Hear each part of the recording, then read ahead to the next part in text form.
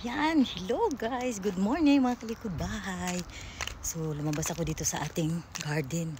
Titingnan natin yung ating himawari o yung ating sunflower kasi hindi ko siya makita kasi nakaharap siya dito sa labas ng ating garden. So ipakita ko sa inyo, ang ganda nila. Ayan, oh, ang gaganda. In fairness, so kondo, naisipan ko, gagawin ko palang himawari yan dito lahat. Ayan, himawari lahat.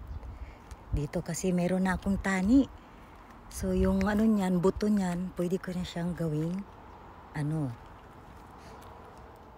pangtanim next year or similya, no? Ang galing, ang ganda ng aking sunflower.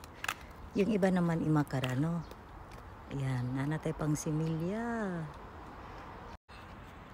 Grabing init, no? So wala tayong pasok today, sumi tayo, no?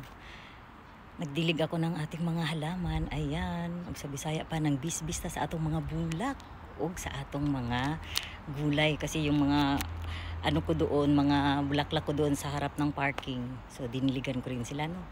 O di ba? Ang cute nila, oh. In fairness.